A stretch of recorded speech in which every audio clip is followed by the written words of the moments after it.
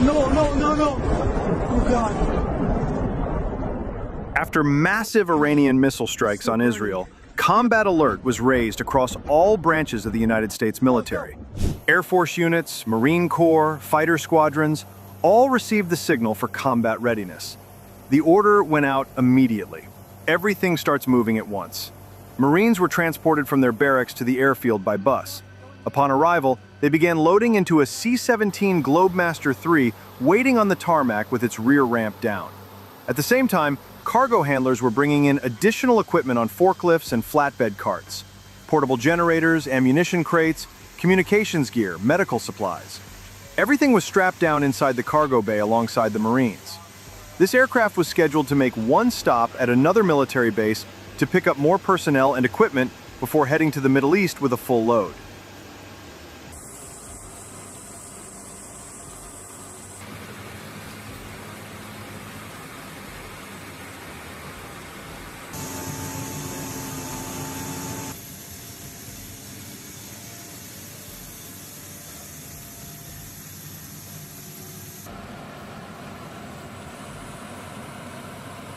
At a nearby base, several more C-17s were already being loaded.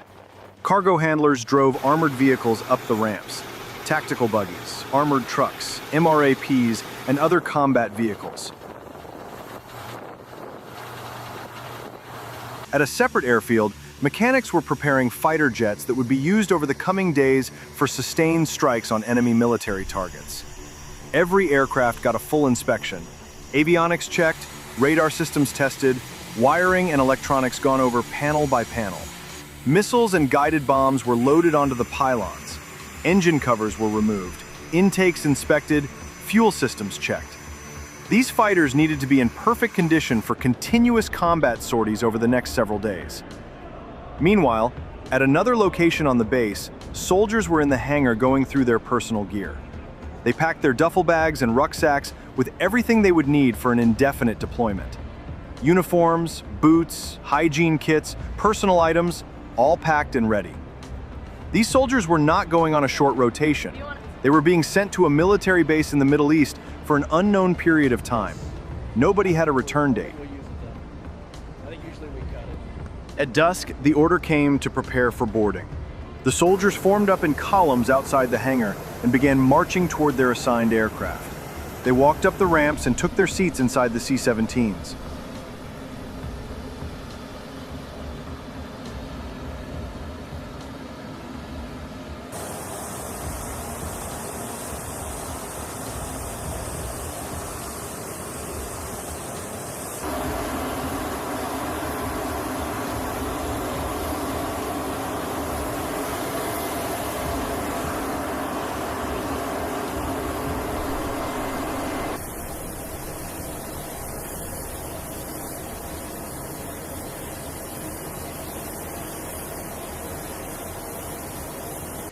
Loadmasters did final checks on cargo and head counts.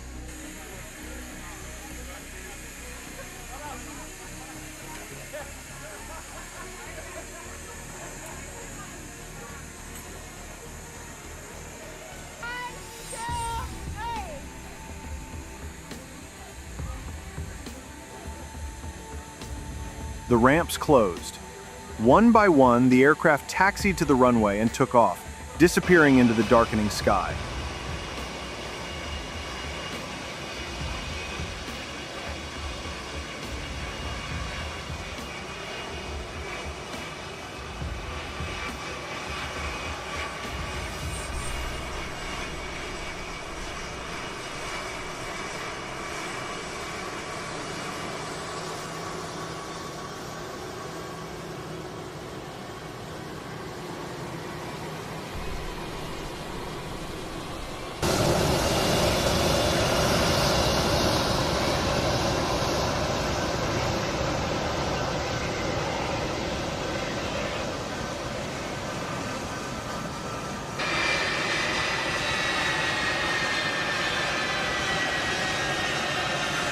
Upon arrival in the Middle East, the C-17s landed and the unloading began immediately.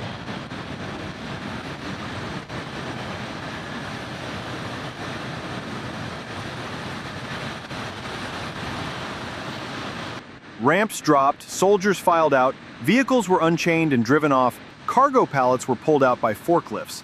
Everything moved at an accelerated pace. These same aircraft would be turning around and flying back to make several more trips, picking up additional soldiers from other bases across the United States and delivering them here.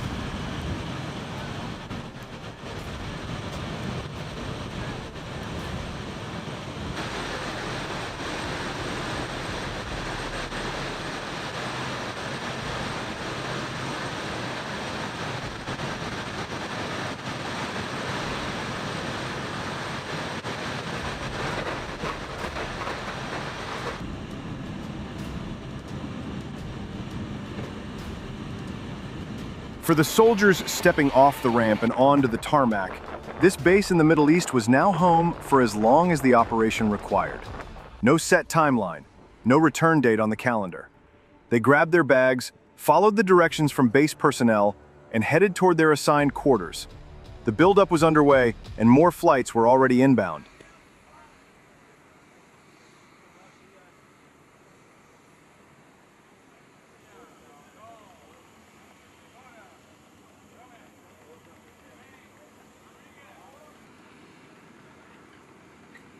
On the airfield, the maintenance crews work around the clock, preparing fighters for combat sorties. The aircraft are parked in rows on the apron, some under open sky, some pulled into hardened shelters. Fuel trucks pull up alongside each aircraft. A mechanic connects the single-point refueling nozzle to the port on the fuselage and starts pumping JP-8 kerosene into the tanks. The fuel flow is monitored on the truck's gauge panel. Once the tanks read full, the hose is disconnected, the cap is sealed, and the truck moves to the next jet. Weapons teams bring ordnance on loading carts. Air-to-air missiles are lifted onto the wingtip rails and locked into place. Guided bombs are mounted on the underwing pylons using hoists.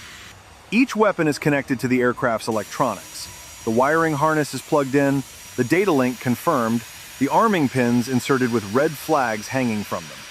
The pins stay in until the aircraft is ready to taxi. Every weapon gets a visual inspection after mounting. The team checks the mounting lugs, the release mechanism, and the alignment on the pylon. The process repeats for every fighter on the line. One aircraft after another goes through the same sequence: fuel, weapons, airframe, avionics, flight controls, engines. By the time the pilots arrive for their briefing, every jet on that ramp is fueled, armed, inspected, and cleared to fly.